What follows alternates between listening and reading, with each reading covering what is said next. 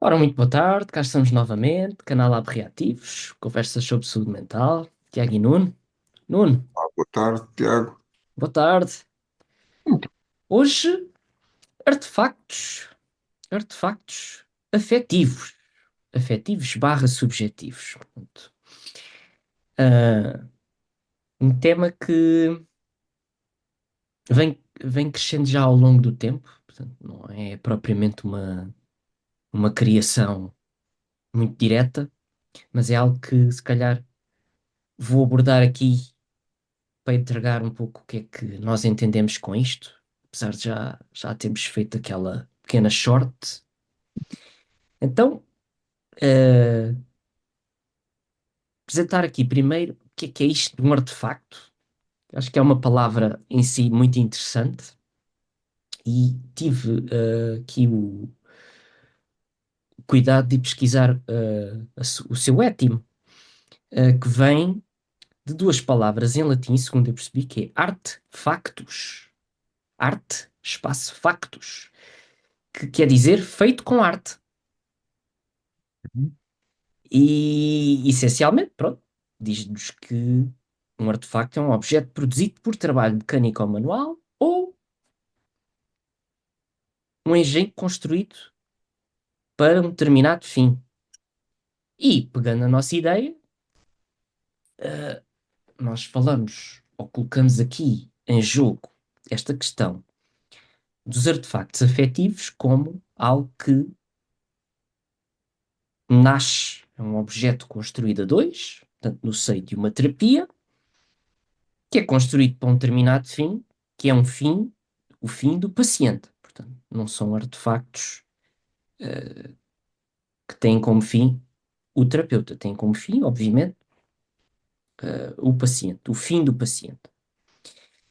Nascem no espaço terapêutico, portanto, começam por pertencer ao espaço terapêutico, mas em determinado momento podem transcender o espaço terapêutico. Ou seja, isto acho que há aqui muito para explorarmos, que é o que é que pode ser construído entre paciente, entre terapeuta e paciente, que se torna algo dos dois. Eu até pensei muito na questão, um exemplo de um artefacto subjetivo, afetivo, aliás, que se pode ligar a uma espécie de cotidiano para levar as pessoas a um melhor entendimento do que é isto que estamos a falar, é uma espécie de private joke. Portanto, é uma coisa que Excelente imagem, sim. é uma private joke. Portanto, é uma piada que só aquelas duas pessoas compreendem. Portanto, há ali uma realidade íntima, partilhada entre duas pessoas. E é um pouco isto que nós queremos denominar de artefacto afetivo. Portanto, é um artefacto, um objeto que nasce no espaço terapêutico e, em dada altura, pode transcender o espaço terapêutico. Isso pode trazer assim, um certo estudo interessante. Por exemplo, se algo que a pessoa aprende na terapia e que põe em prática na vida real, se é prova que esse artefacto afetivo, se for considerado como tal, transcende efetivamente a esfera da realidade terapêutica. E aí a pessoa põe em prática na vida dela algo que, Contestou? sim, que contestou e que criou com um outro Uhum. e que está ao serviço dela. Portanto, isto sistematizaria assim a ideia para o nosso episódio de hoje. Portanto, de o que é isto de artefactos afetivos. É a minha Quando, apresentação. e apresentou muito bem, apresentou muito bem. Mas quando me falaste pela primeira vez nesta ideia dos artefactos afetivos, eu fiz também uma outra Aham, leitura, que é, aliás, a minha cadeia de pensamentos foi logo pensar no velho Sigmund Freud, que ele era um estudioso da antiguidade. E na Europa do final do século XIX, início do século XX, era relativamente fácil obter artefactos históricos da, olha, de países que não se conseguiam defender, pronto. Uhum. E ele tinha uma pequena coleção, eu diria uma vitrina, de, de memórias e de alguns artefactos de origem grega, de origem egípcia. Eu lembro-me de uma imagem que é uma divindade indiana. Esta foi-lhe oferecida pela Sociedade de Psicanálise da Índia. Eh, É uma estátua, uma pequena estátua em marfim de uma divindade com três cabeças de cobra. É uma estátua, a estátua é uma estatueta um pouco mais de 20 centímetros, ah, Uhum. bonita. Portanto, ele tinha várias, mas estou aqui a divagar. Ah, quando me falaste da primeira vez, eu pensei assim muito mais nesta linha desta busca destes artefactos afetivos do passado histórico do paciente, para perceber a história daquele indivíduo. E dando o salto, eu gostei muito da ideia da private joke, de algo que nós criamos aqui e que nós podemos brincar com essa coisa. Brincar, a private joke serve para brincar, mas é um código para designar alguma coisa Sim, que foi engendrado entre paciente e terapeuta. é. Eu até, se me permites, só pôr aqui uma pequena curiosidade. Aquele filme que eu já falei aqui, não sei porque é que falo deste filme tantas vezes. Há É um uns que nos filme, marcam mais do que outros. Pá. é um filme que eu não sinto que tenha assim um grande significado pessoal para mim, mas efetivamente ele tem aparecido aqui muitas vezes, que é o Mentiroso Compulsivo com o Jim Carrey, que é o Liar Liar, 97. E há uma parte em que ele tem uma brincadeira com o filho em que diz que tem a claw, a mão que vai atrás do filho. E essa brincadeira só funciona de pai para filho, porque o padrasto depois tenta fazer essa brincadeira e o miúdo não liga nenhuma. Portanto, Bom, é uma coisa, ou seja, é algo que só é exclusivo àquela relação. Pronto, e há tanta coisa que é exclusiva de uma relação e não se pode repetir noutra. Ahm, agora, estou a ter aqui uma série de associações que é exclusivo e é íntimo. A pois, pessoa sente-se quase como que violada se outra pessoa tentar eh, aludir ou utilizar aquele espaço, aquela, aquele processo que era a dois. É só com aquela, é a dois e é com aquela pessoa. É pois, individualizado. É, e quando tu disseste há bocado, quando a construção que ocorre na terapia transcende o espaço terapêutico, eu fiquei assim um bocadinho para que lado é que isto cai. Um, eu acho que ele só vai para para fora do espaço terapêutico, tudo correndo bem pela mão do paciente, após uma saudável introjeção desse, dessa construção, desse artefacto afetivo. Hum, Já agora ocorreu só um salto. O artefacto é afetivo, uhum, estava ok? a pensar nisso. Tem, tem afetos apensos e é isso que lhe dá tanto poder e tanta importância. Exato, Ah, vou caricaturar. O terapeuta e o paciente até podem resolver um jogo do Sudoku. No final, aquilo amarrota-se o papel e deita-se para o caixote de lixo, tanto faz. A menos que esse jogo de Sudoku tenha um significado afetivo importante, eu ia dizer para o paciente, para ambos. Eu não acredito que resulte, se só for afetivamente importante, resulta em asneira, se só for importante para o paciente. É importante para ambos.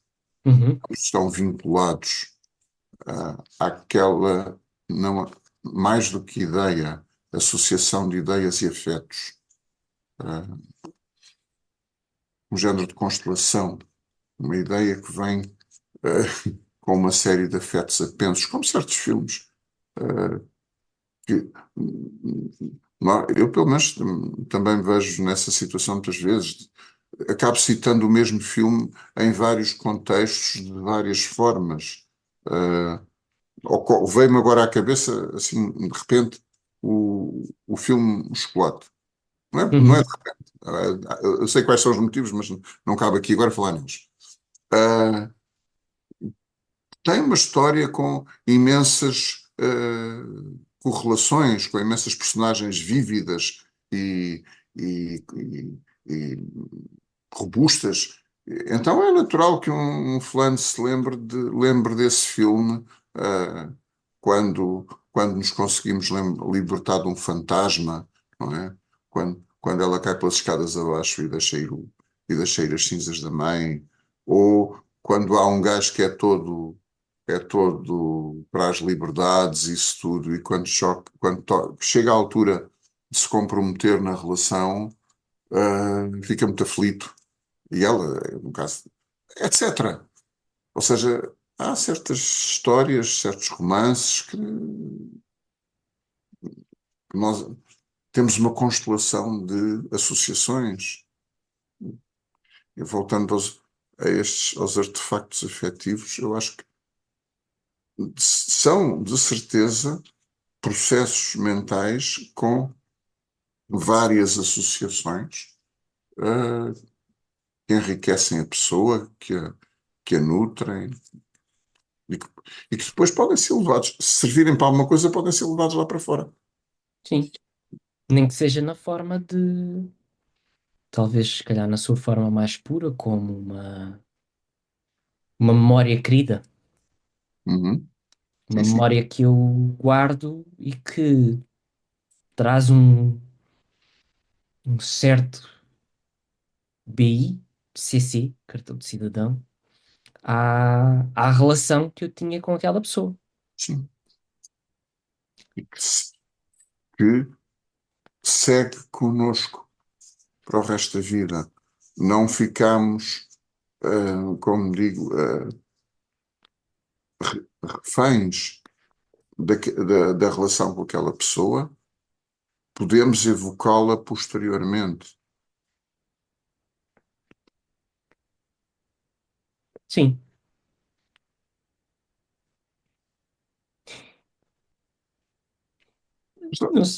força.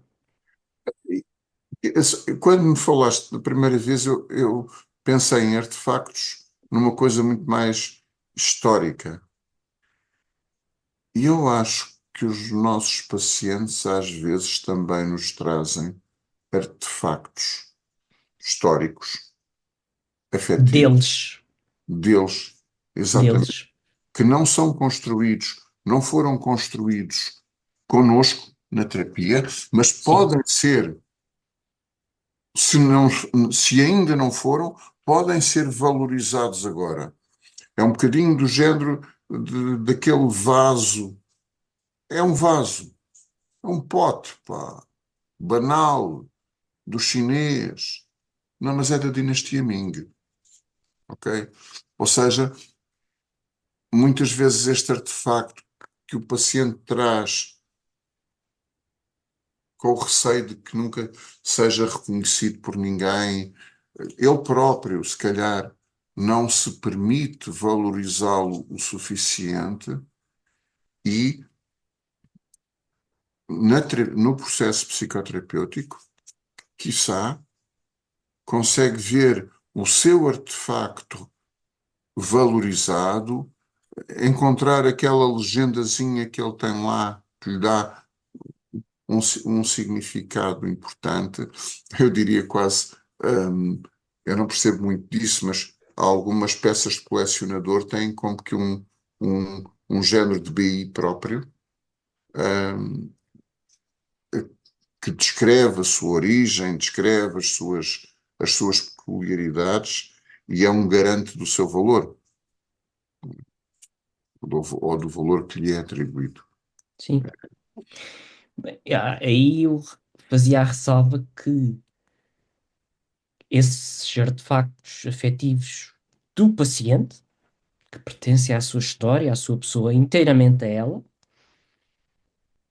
podem ser alvo de apreciação na terapia ou até de restauração, ou Sim, seja, um trabalho de restauração do artefacto. sim, sim, sim, E sim. aí acho que o terapeuta pode entrar e cuidar disto, porque um trabalho de restauração é um trabalho de muito respeito, porque eu estou a tratar de uma coisa que não é minha, foi-me entregue a responsabilidade de pôr determinada imagem, característica que se foi perdida ao longo do tempo, portanto, restaurar a beleza ou a integridade de algo que o tempo e que outras circunstâncias ou outras circunstâncias causaram sobre esse próprio artefacto. Portanto, mas aqui sim, acho que há um ponto de partida deste artefacto afetivo ser exclusivo do paciente. Sim. E que precisa, como num bom restauro, de ser tentada um restauro o mais fidedigno possível, respeitando ao máximo a sua origem. Exatamente. Né?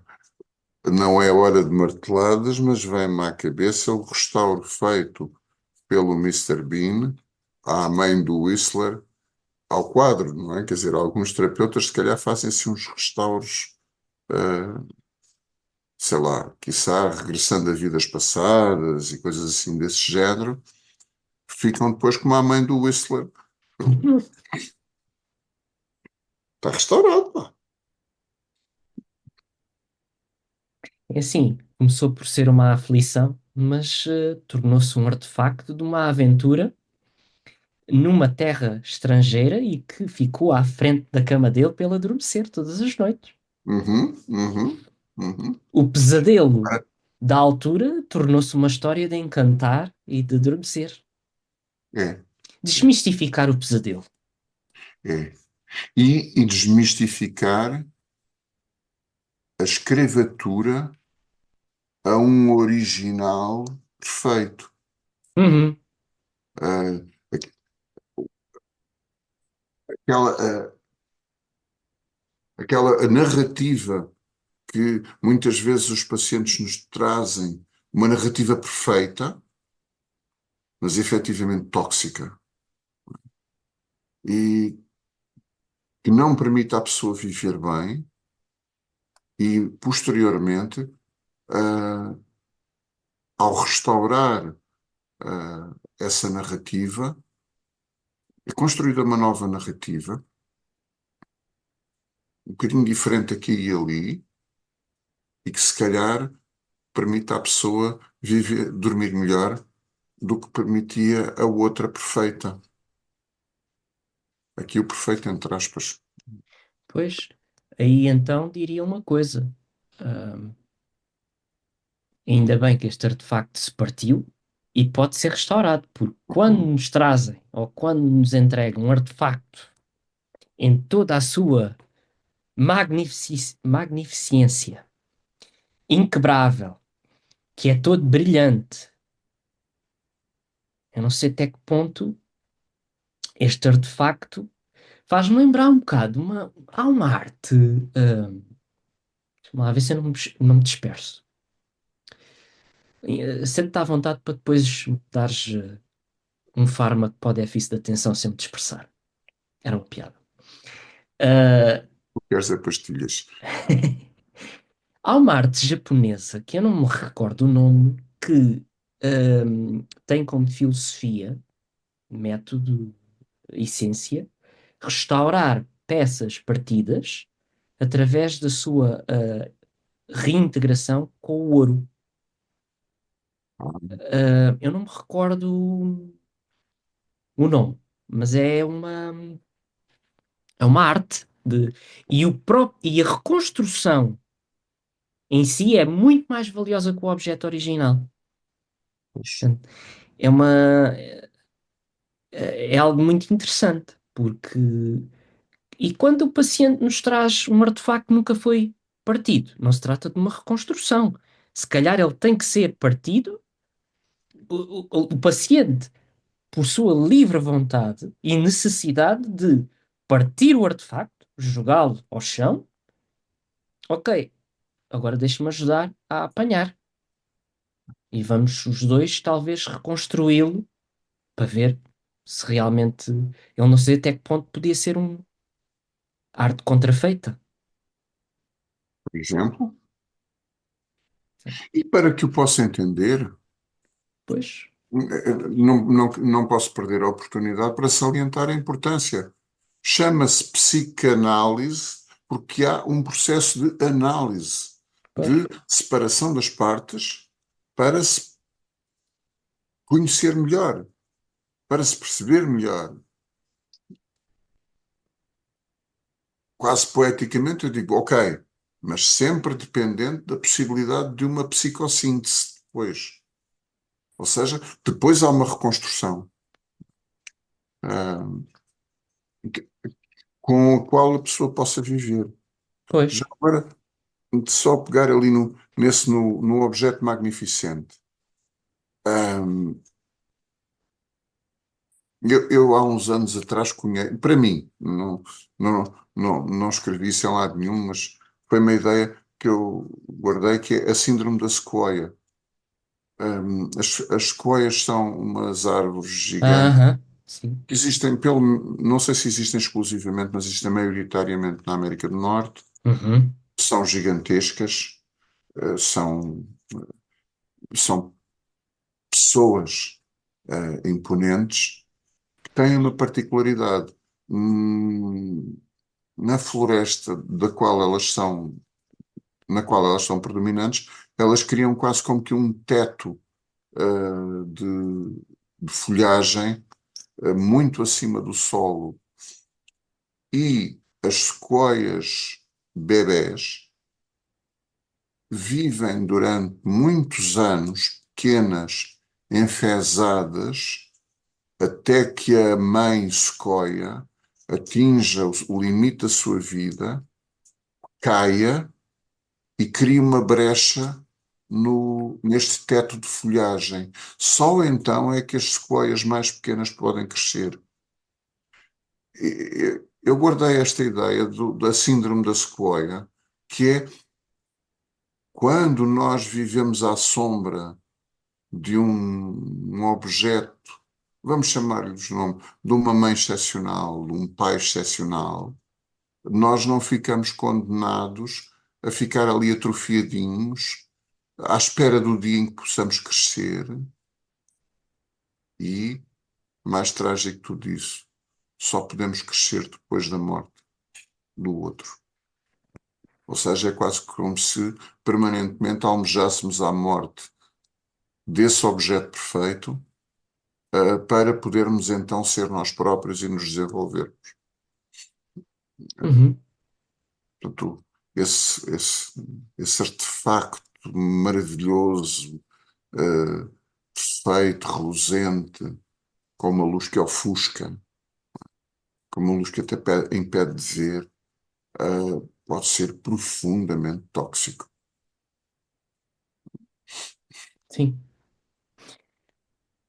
A minha curiosidade não me deixou ficar por aqui e aquela arte japonesa que mencionei é Kintsugi. Tinha que ser. Kintsugi. Kintsugi. Arte japonesa de valorizar o velho. Pronto, eu tinha assim o nome meio na ponta da língua, mas. Enfim, ah, já temos aqui pelo menos dois tipos de artefactos: os construídos entre paciente e terapeuta, aqueles que o paciente nos entrega, seis inteiro, original, seis destruído para ser reconstruído. Vejo aqui dois cenários ainda que podem ser interessantes discutirmos também, exclusão de partes, que é os artefactos do terapeuta ou até, eventualmente, a ausência de artefactos ou da entrega de artefactos por parte do paciente. Hum. Para já, os dois primeiros é uma coisa comum que eu não queria deixar passar, que é o caráter histórico Sim, que eles têm. Histórico, vindo do passado, o artefacto que o paciente traz, histórico, o artefacto criado na terapia, fica para o futuro. Pode ser sim. utilizado no futuro. Ah, este caráter histórico eu acho que é muito importante. Quando tu falas desses outros dois, bom, o que é, o que é esta terapia onde não há artefactos?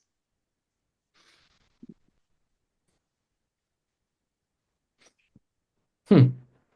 Também tens com cada ideia, pá.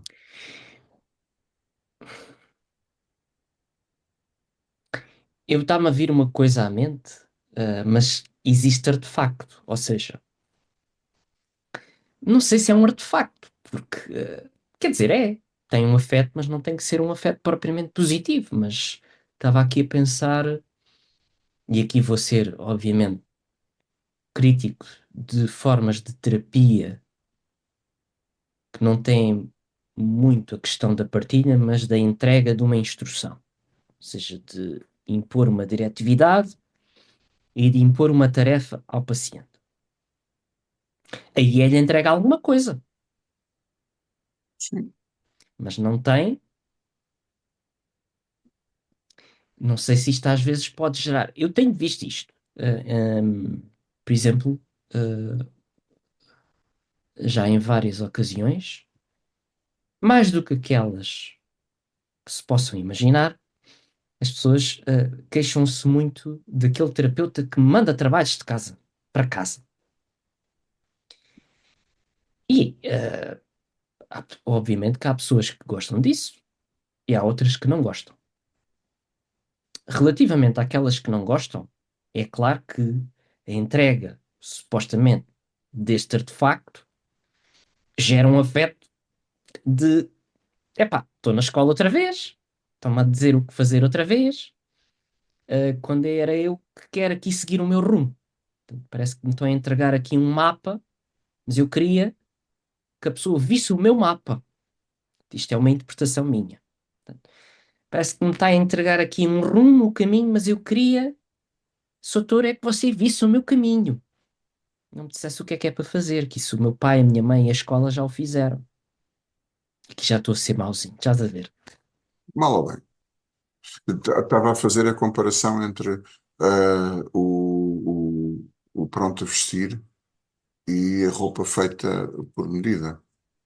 Ah, ah, olha, todos nós usamos pronto a vestir, porque já só os ricos é que têm ah, condições para se vestirem por medida sistematicamente. Ah, mas uma roupa feita por medida, a pedido, ah, olha, mais uma vez, já ocorreu mais uma martelada engraçada, mas atenção, eu não consigo ser tão eh, desvalorizante dos terapeutas que dão receitas. São protocolos de intervenção, funcionam com quem funcionam, eh, às vezes surtem o seu efeito.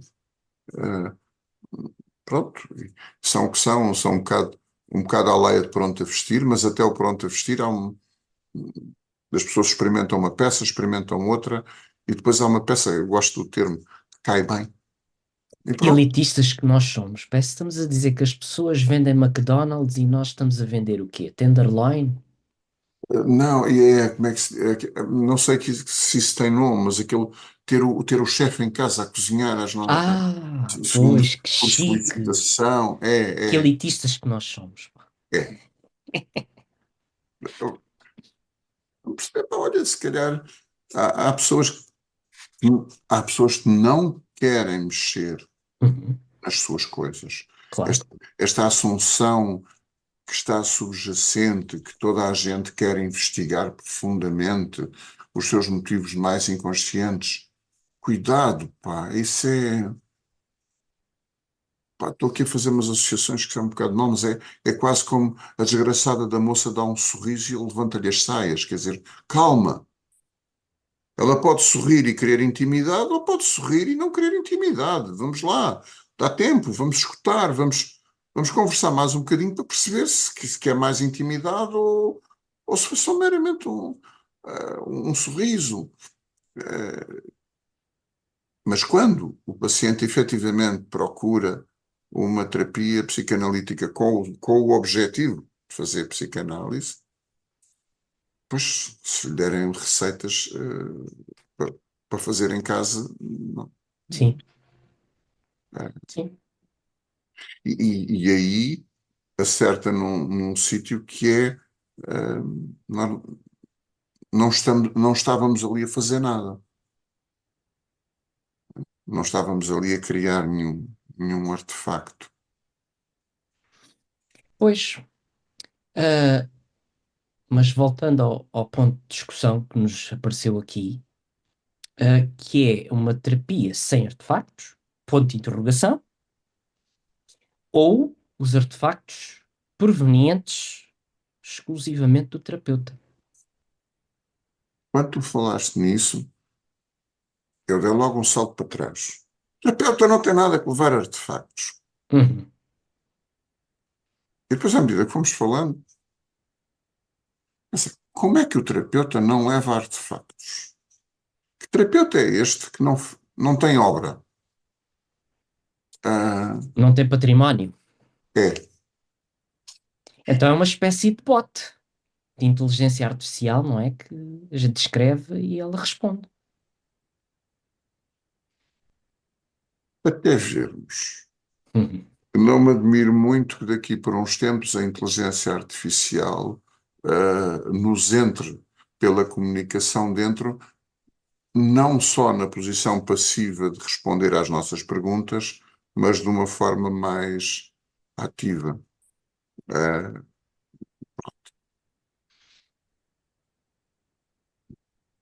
É melhor não. Bom, estava aqui a hesitar, é um caminho que não interessa a ninguém. Mas depois de pensar um pouco mais, antes pelo contrário. É, é algo que eu tenho a ideia que muitos psicanalistas diabolizam um bocado, querendo brincar aos Freuds. Acho que é um dos defeitos da psicanálise, é que algumas pessoas que andam a brincar aos Freuds esquecem-se. Freud descreveu uma forma de estar na psicanálise numa altura em que ele próprio estava a inventar a análise. Uhum. Eu não sabia como é que se fazia. Do meu ponto de vista, ele tinha muitos defeitos da personalidade, mas era um cientista brilhante, era um indivíduo genial. ah, e, e ele estava a trilhar um caminho nunca antes trilhado. Ah, atenção, porque no início da carreira dele, ele era sentencioso, interventivo, e foi percebendo que era importante escutar. Pronto. Portanto, aí destacas a questão de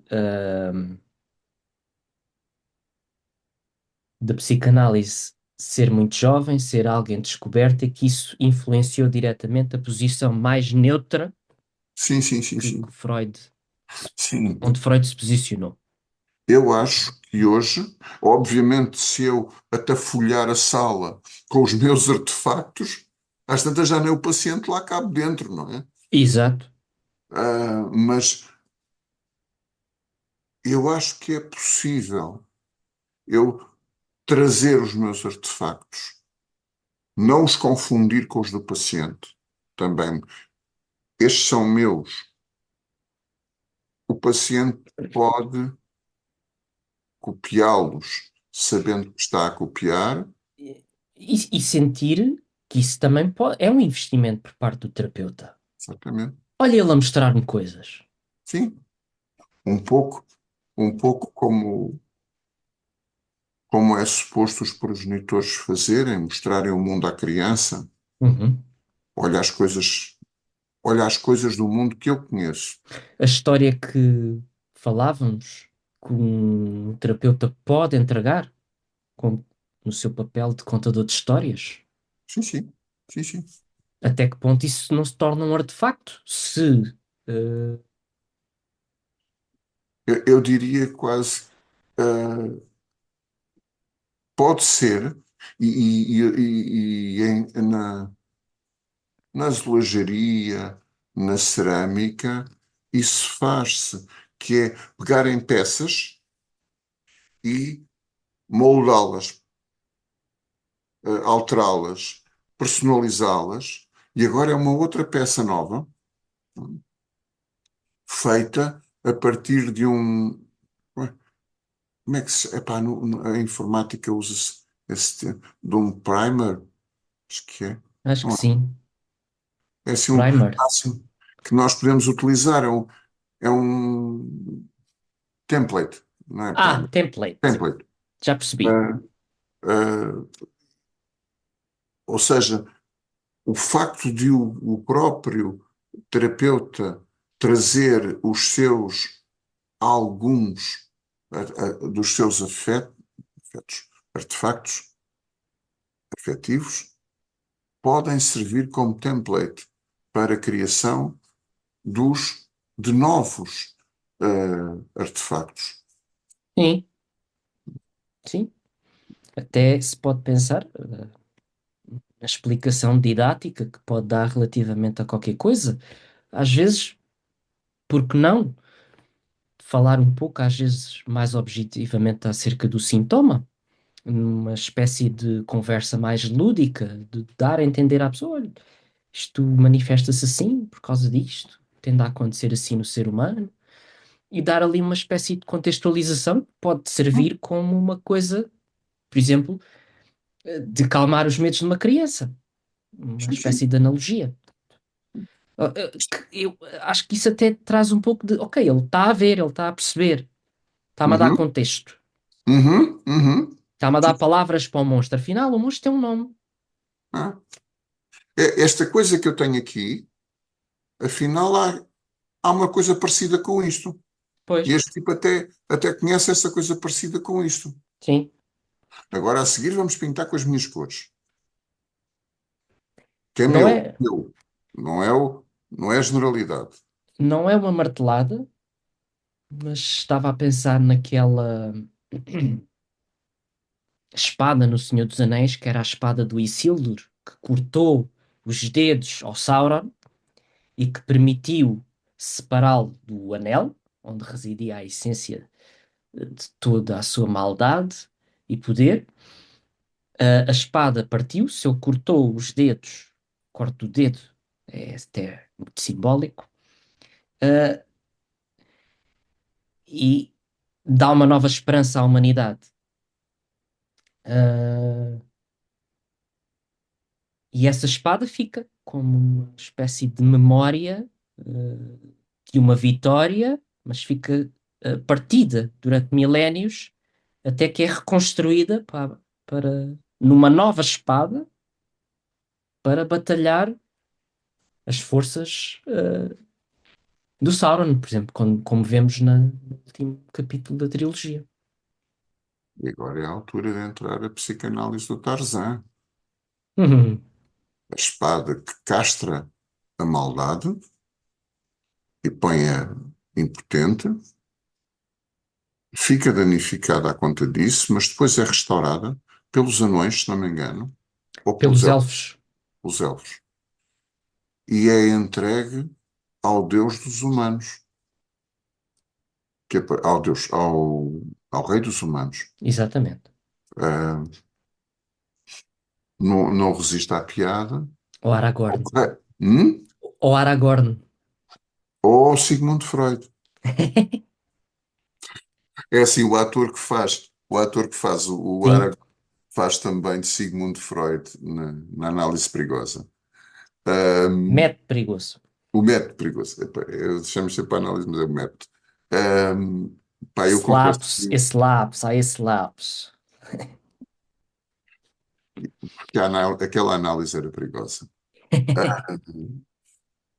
Mas eu confesso que vi o filme sempre à espera que Sigmund Freud saltasse de trás da secretária com uma espada na mão. Mas enfim, eh, aquele ator estava muito vinculado.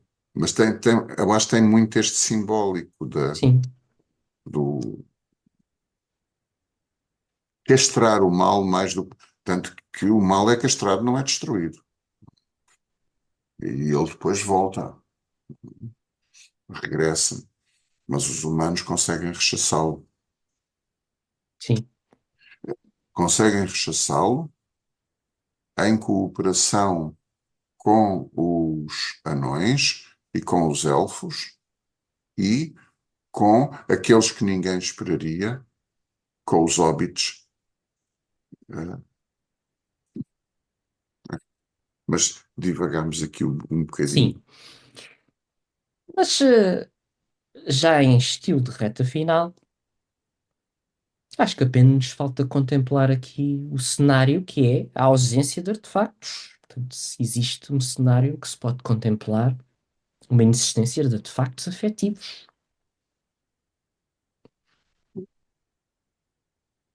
Eu acho que isso não existe. Estou Nós inclinado para aí. podemos não ver, não os conseguir ver, não os conseguir hum, identificar.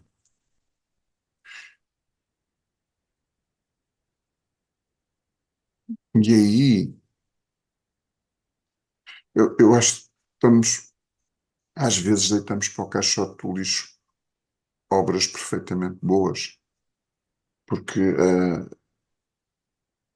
eles existem. Nós, terapeutas, é que não os vemos.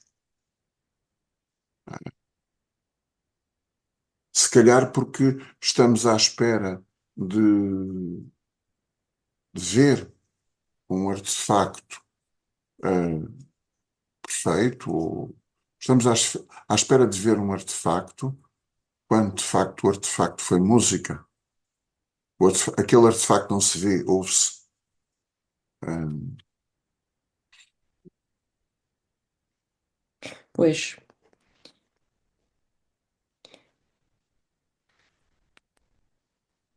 pois eu acho que essa questão não é propriamente a ausência de artefactos, é o valor dos artefactos. Que uhum. valor é que eles têm? E- Sem dúvida que há uns mais valiosos que outros. sim. E o valor e o reconhecimento da existência. Sim. É O zero seu... ou existir e depois quanto é que existe. Sim, sim, sim.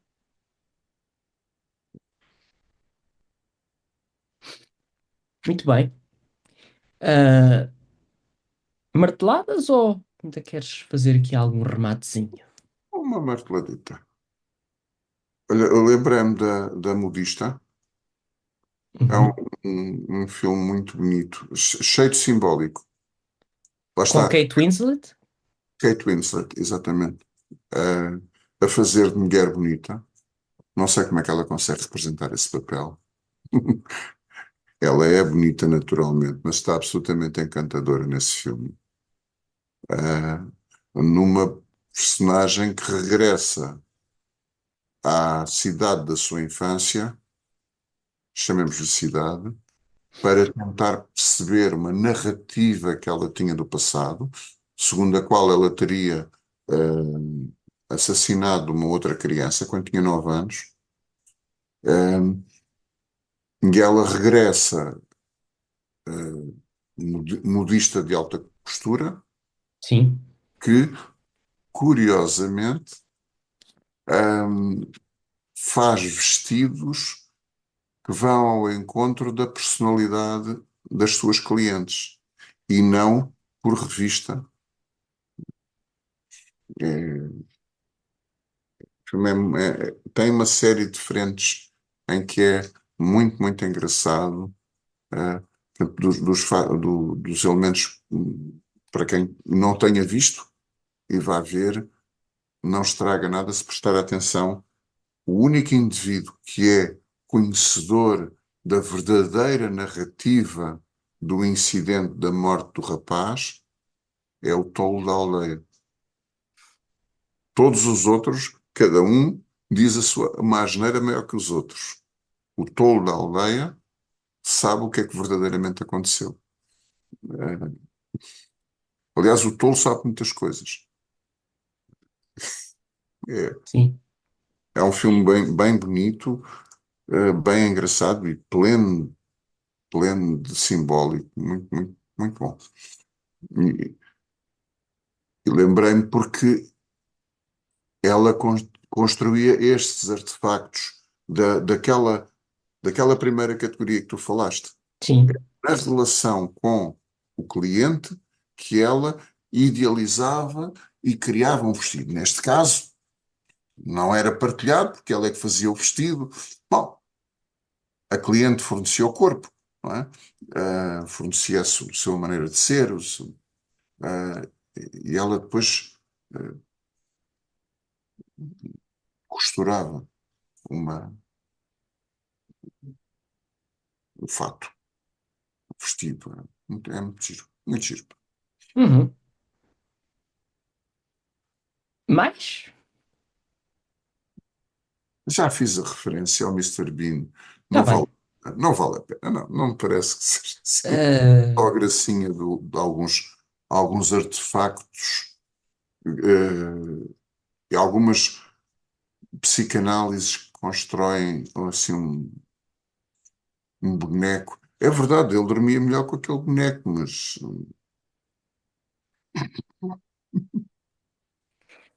bem, eu espero não me esticar, mas eu pensei aqui essencialmente em duas.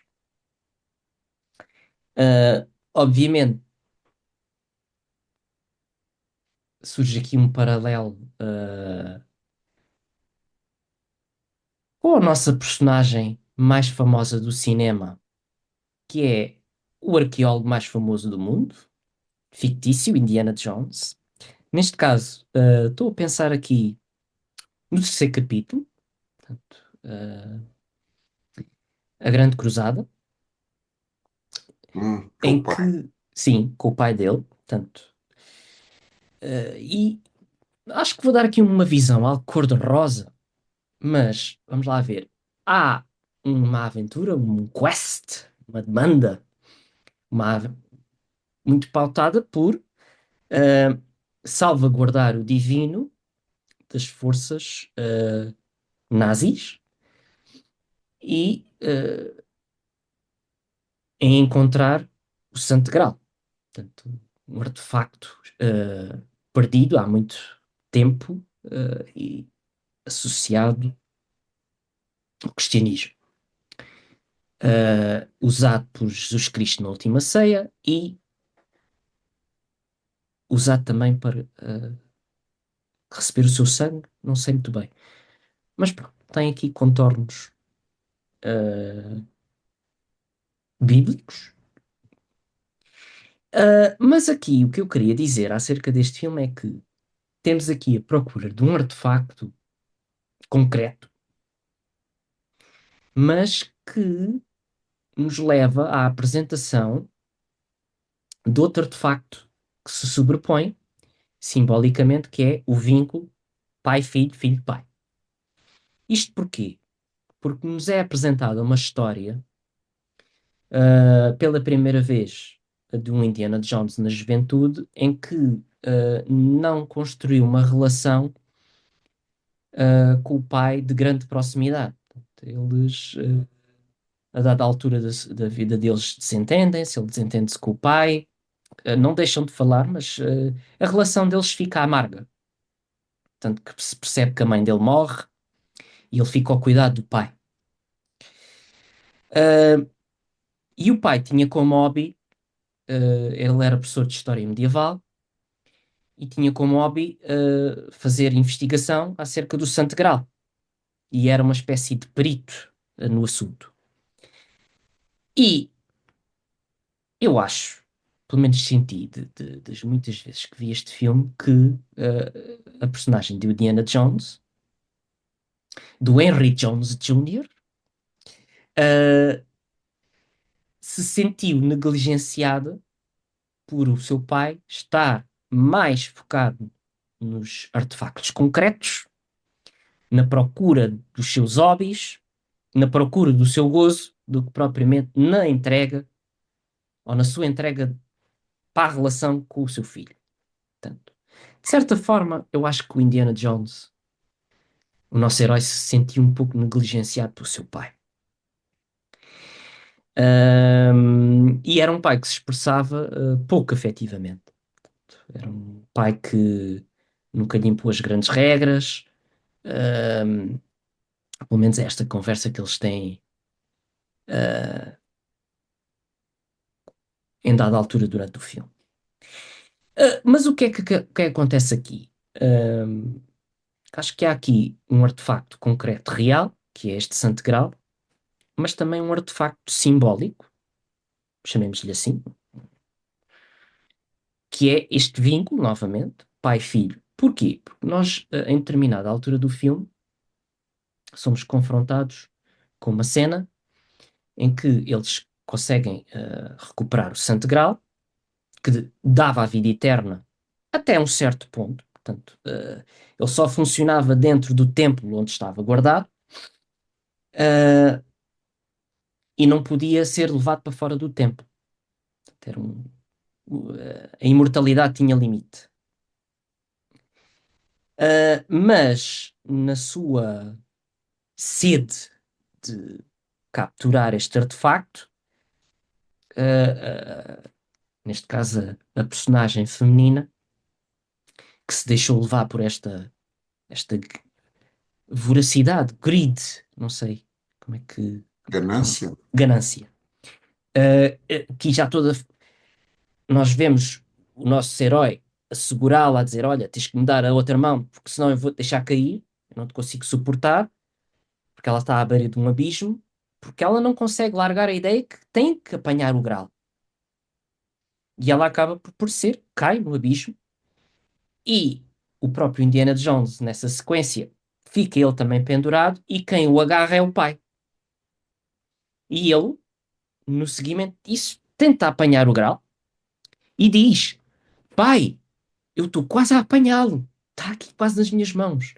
E o pai, a cena conflui no momento de alguma emoção e intimidade, quando este pai lhe diz, com uma voz e um timbre de voz muito próprio, dizer, diz-lhe, chama-lhe Indiana, porque ele normalmente chama-lhe de Júnior, e diz-lhe, Indiana, larga, deixa. Portanto, este é o verdadeiro artefacto simbólico que nasce pela renúncia da coisa. Portanto, nós ganhamos alguma coisa renunciando à coisa em si. E é aqui que esta não coisa, esta relação, brota e se sobrepõe a tudo o que é concreto. Portanto, e acaba por lhe dar a mão e reparar, por assim dizer, ou regenerar a relação com o pai. E sobreviver os dois à aventura. Pronto. É uma interpretação assim, eu sei, um pouco cor-de-rosa das coisas, mas acho que os filmes. É engraçado que depois, em todos os filmes, eu só vou considerar três, porque para mim os outros dois não têm muita graça. Em todos os filmes, ele vai capturar qualquer coisa, o artefacto escapa-lhe sempre ao alcance. O artefacto concreto, o tesouro, Sim, sim, sim. ele nunca consegue capturar nada. No primeiro, a arca a Arca da Aliança sim. é perdida e fica nas mãos do governo. No segundo, as pedras sagradas da aldeia, ele entrega a que sobra, a que salva, Ou essa aldeia. exatamente, ao elder da aldeia. Uh, e aqui o Santo Graal está ao alcance, mas é ouvir a voz afetiva do pai que ele se concentra no que é importante, que é a vida dele, não é? Que Não, é e que o pai o trata por um nome de adulto, o não, exatamente, que ele porque estava na posição, sempre que estava ao pé do pai, ficava na posição infantil. de criança que ele rejeitava veemente e dizia: Pai, o meu nome é Indiana, não me chames Júnior, eu não É, gosto que me chames Júnior. Mas nesse momento o pai chama-lhe de Indiana, ou seja, eu reconheço-te como homem. como homem, eu reconheço o homem que tu te tornaste. E algures na história, não me lembro exatamente como, há uma personagem feminina que esteve sexualmente com Indiana É Jones, a Elsa que cai no abismo que eu mencionei. ok? Mas que tinha estado sexualmente com o pai também. Exatamente. Que é Ah, uma cena muito icónica que ele diz: Então, mas como é que sabias que ela era nazi? Ah, porque ela fala durante o sono, responde-lhe o pai. é, pá, falamos aqui do pai, mas é assim, descrever quem é o autor também é muito relevante. E eu acho que só aquele indivíduo é que conseguia fazer aquela personagem, pelo menos daquela maneira, que Sim, é o Sean Connery. Não sim. é? Ah, tem, como é que eu ia dizer? Uma Carisma? masculinidade própria, muito evidente, e consegue ser cómico ao mesmo tempo, brincar com a coisa. Voltando lá aos artefactos, muitas vezes os artefactos afetivos permitem brincar com a coisa. A partir de Exatamente. agora, eu já posso manusear isto, Exatamente. e já podemos até brincar com isto. Sim. Pronto. É no espírito do episódio. Artefactos, aventuras, peripécias. Mas não queria deixar ainda de falar de um. Eu sei que me estou a esticar.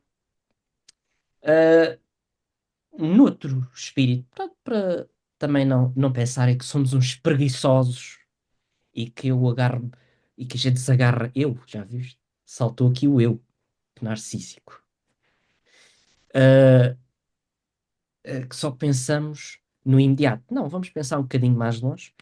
Por exemplo, o filme Interstellar, de 2014, do Christopher Nolan, tem uma cena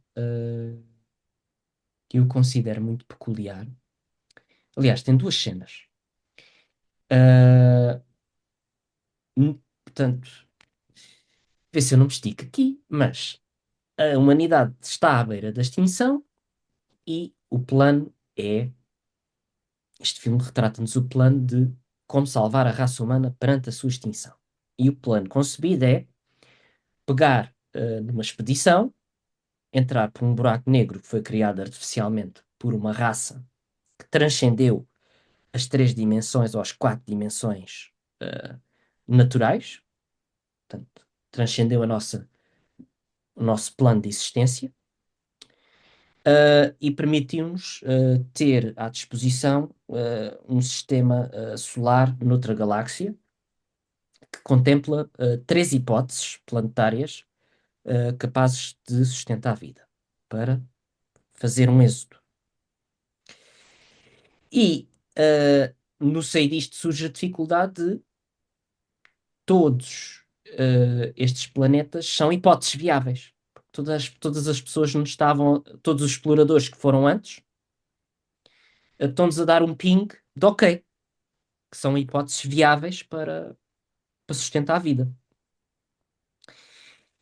E surgem decisões difíceis, não acertam à primeira, e entre escolher o segundo ou o terceiro, só podem escolher um, porque não têm combustível suficiente para Voltar para voltar para trás ou explorar os dois que faltam. Portanto, exploraram. Uh, e a cientista, a Dr. Brand, ou a professora Brand, diz uma coisa muito interessante que é: eu sou cientista, a minha observação é científica, mas eu tenho uma intuição que a nossa resposta está no último planeta. E a personagem principal, que é o Cooper, interpretado por Matthew McConaughey, diz: Pois, mas não estás a ser científica. Estás-te estás-te a deixar ir pelo amor. Porque quem foi para esse planeta era uma pessoa com quem tu estavas apaixonada. Ela diz: Sim, isso é verdade, mas eu não estou a fazer, não estou a fazer por aí. Eu estou a ir mais longe que isso. E se calhar há qualquer coisa no amor que a gente ainda não percebeu. Até que ponto ele é um artefacto de algo maior que a gente ainda não percebeu, que transcende estas dimensões em que a gente vive. Se não é um artefacto de uma dimensão superior. E ele diz: epá, porra, ser cientista, ser científica.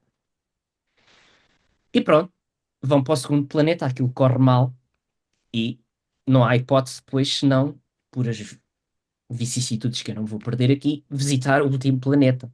E depois há o problema de há um tempo muito limitado para fazer as coisas, porque eles vivem em relatividade. Portanto, viver uma manobra, fazer uma manobra de contornar um buraco negro custa 53 anos à Terra e eles fazem aquilo em 10 minutos. Portanto, 10 minutos equivalem a 53 anos na Terra nessa pequena manobra. Portanto, havia uma urgência para a missão ser realizada. O protagonista deixa-se deixa-se cair para o buraco negro, porque não tinha outra hipótese, uh, e a professora Brand segue para o último planeta. Quando ele entra no buraco negro, entramos aqui numa parte mais fabulástica do filme, sem provas ditas científicas, e o Cooper entra numa espécie de tesseract. Eu não tenho teoria física suficiente para explicar o que é um tesseract, ou hipercubo. Portanto, é ir à Wikipédia, pesquisar o que é um tesseract ou um hipercubo. Mas ele entra neste tesseract, que é um espaço tridimensional, onde ele pode comunicar através da gravidade, através de impor uma força, com a sua filha no passado.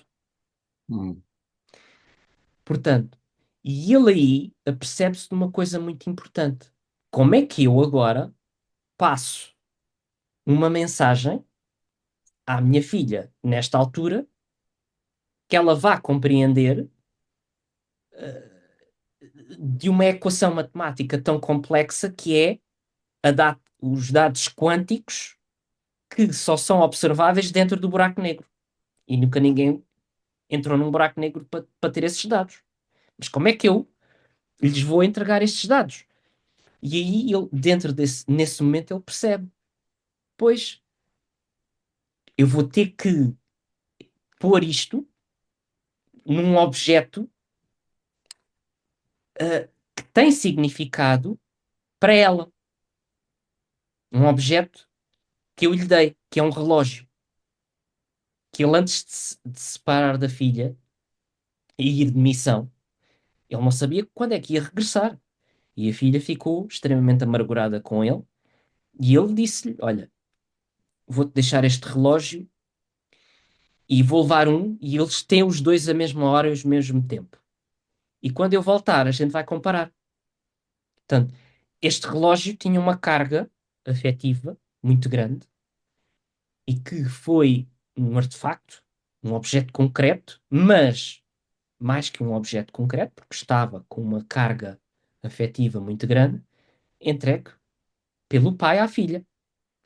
E é nesse objeto que ele vai depositar os dados quânticos em formato de código Morse no ponteiro dos segundos. Portanto, através de dot e dashes, de espaços, não sei como é que se diz em português, traços, espaço. traços espaços, através dos traços espaços, ele codificou, com a ajuda do seu robô amigo, uh, codificaram no relógio através da ação da gravidade, que era a única forma que passava para o passado, através das ondas gravitacionais, exercia-se uma influência num objeto no passado. Ele codificou isso no ponteiro dos segundos do relógio que deu à filha. E o robô pergunta-lhe: Mas como é que sabes que ela vai buscar o relógio? Porque eu lhe dei. Portanto, e ele aqui diz: a Brand tinha razão. Estes seres não podem interferir, portanto, estes seres de outra dimensão que criaram este espaço para eu comunicar com a minha filha, eles não podem comunicar com nada porque eles não estão ligados a nada. Eles vivem em 5 dimensões. O tempo não existe na forma que existe aqui. Portanto, eles não estão ligados a nada. Eu estou ligado à minha filha pelo afeto que tenho por ela. Portanto, isso é o único elo que se pode estabelecer aqui, que pode Para, transcender a solução, que pode oferecer a solução. E é neste conhecimento afetivo, nesta, neste, nesta relação, que ele encontra a resposta. Pronto, isto entra aqui um exercício muito interessante entre ciência e relação, entre ciência e afeto, que eu acho que este filme consegue fazer isto muito bem. Estamos a falar de ciência? Sim, mas não estamos. Estamos também a falar de.